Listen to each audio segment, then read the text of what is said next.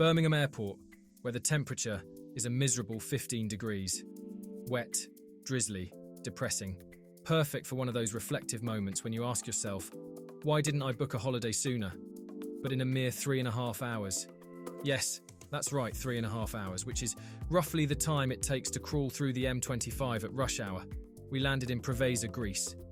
And for all of us, have a lovely holiday. We've left behind the chill and gloom and landed in a fan-assisted oven. So we collect our luggage, pretty easy, when there's only one plane that's landed at the airport that day, and head straight outside to our hire car.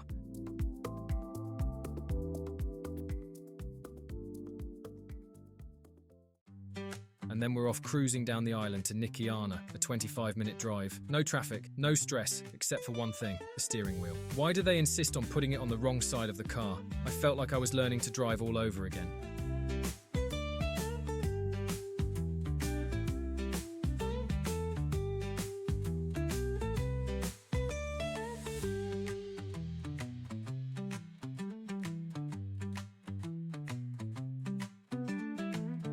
Now, before we could check into our accommodation, because apparently turning up on time in Greece is a bad thing, we decided to hit the beach, Agios Ioannis, to be precise. And what a beach. The kind of place that makes you question everything about your life choices. Back in soggy England, the sea, blue-green and sparkling, like someone spilled glitter onto it. The sky as clear and endless as the M1, but without the congestion.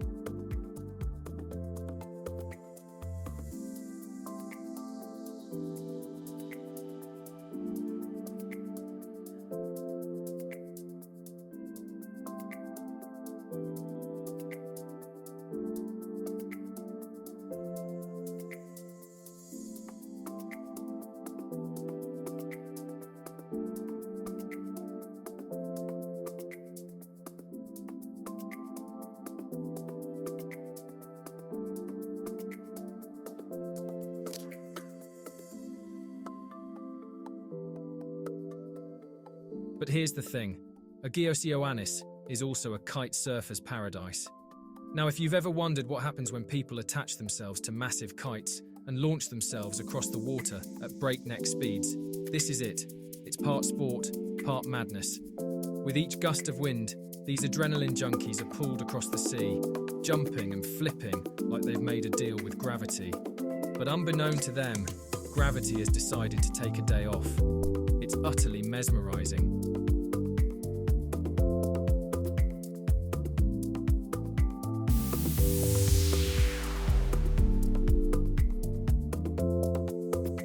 In the background, these windmills, big ancient things that look like they've seen it all from pirates to sunburnt tourists trying to get into their wetsuits.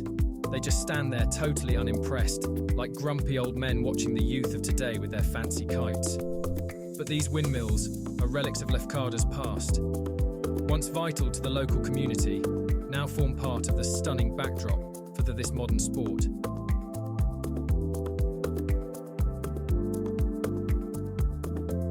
Beyond the beach, the beauty of Lefkada can be seen. Lush green hills stretch towards the horizon as we sit here between the sea and the lagoon behind us.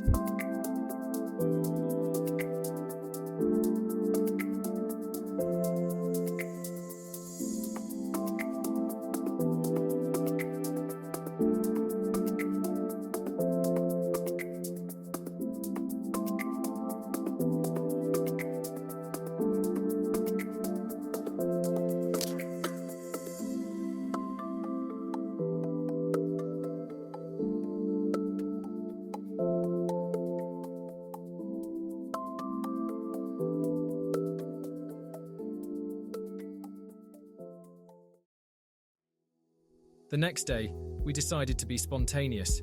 Now, spontaneity is usually the enemy of common sense, but we were on holiday, so why not?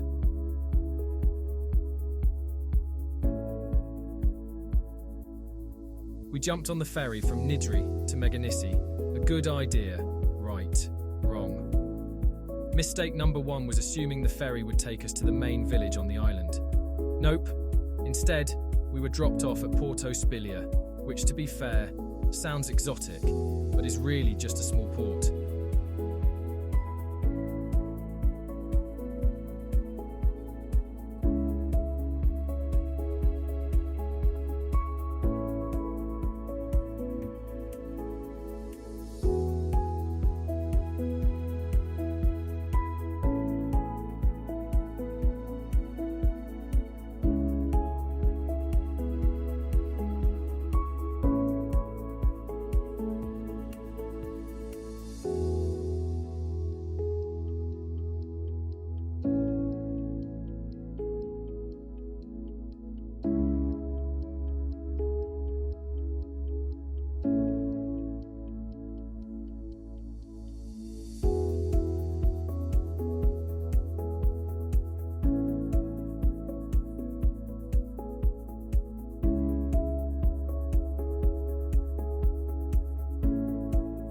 We missed the only connection to see the island as we walked past a waiting minibus, which of course we didn't realise was the public transport for the island until we were leaving to go back to Nidri.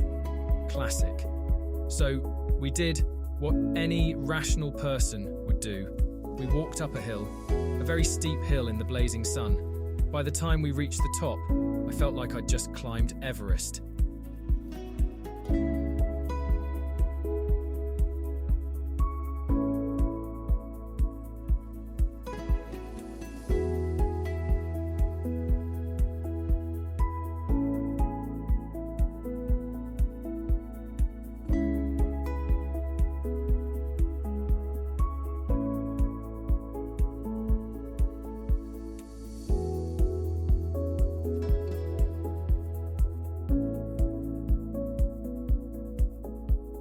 Fortunately, there was a village at the summit with cold drinks and a stunning view that made up for it. Well, sort of.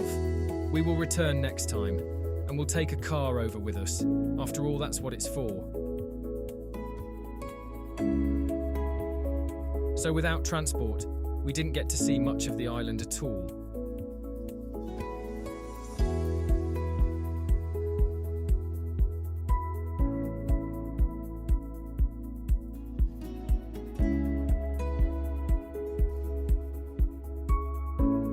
After our little Meganissi mishap, we returned to Nidri, which is bustling with shops, bars, restaurants essentially.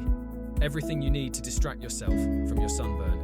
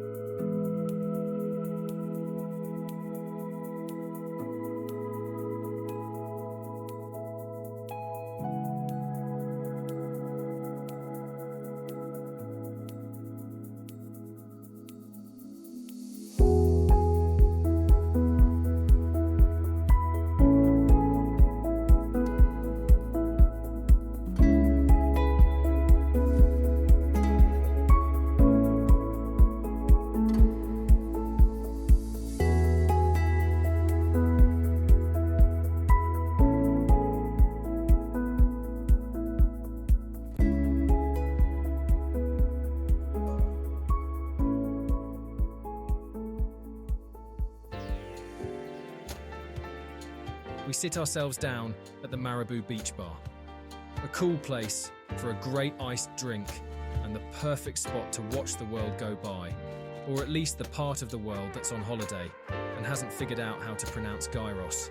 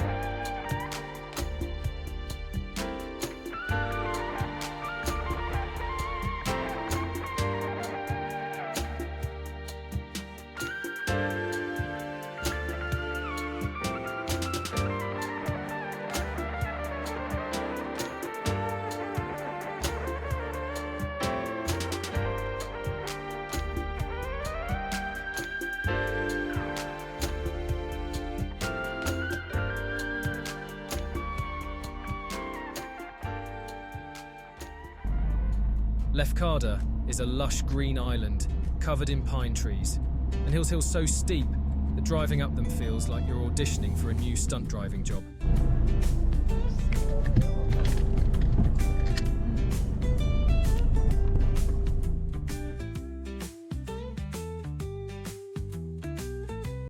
Our next stop is Vasiliki, a lovely little village on the southern tip of the island.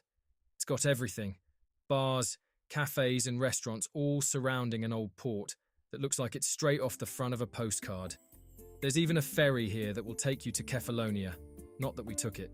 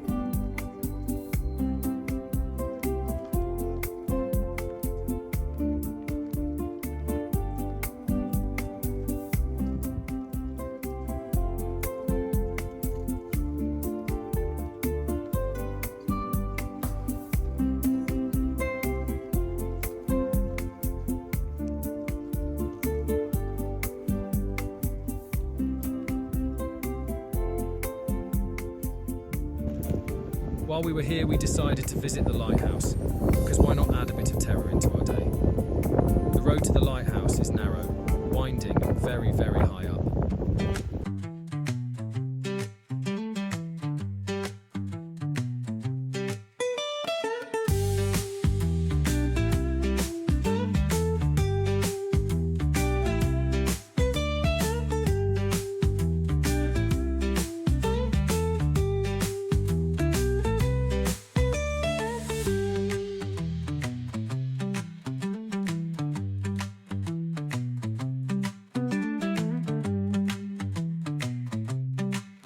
You'll need a car with a lot of guts if you want to make it up those hills.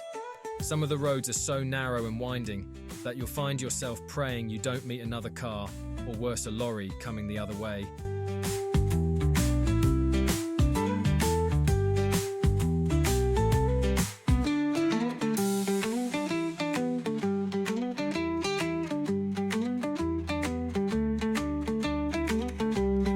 And then there are the steep drops on the side of the road.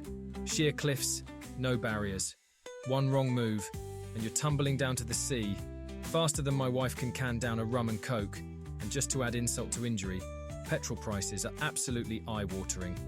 €1.50 for diesel, and above €2 for petrol. You start wondering if walking isn't such a bad idea after all. But our trusty diesel toured around the island 3 times on just half a tank, which I thought was not too shabby.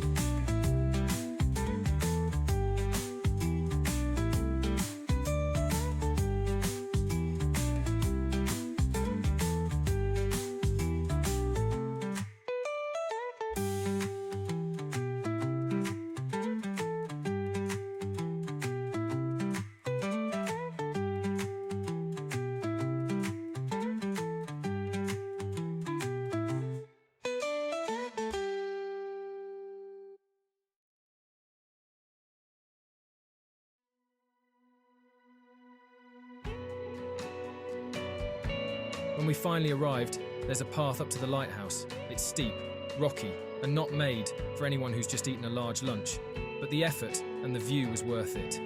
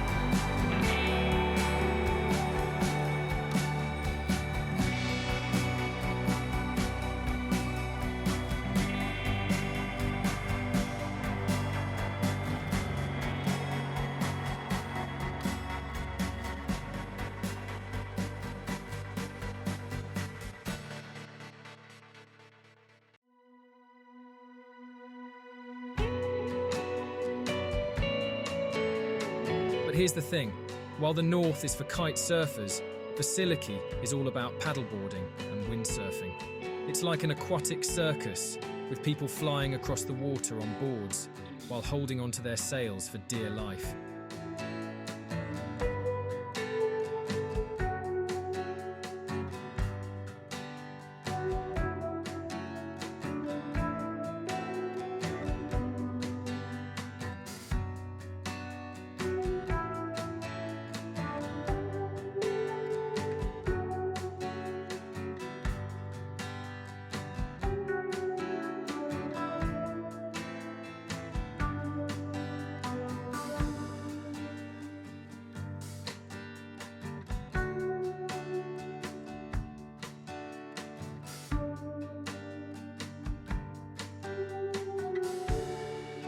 And just as we were getting ready to soak in the views, disaster struck.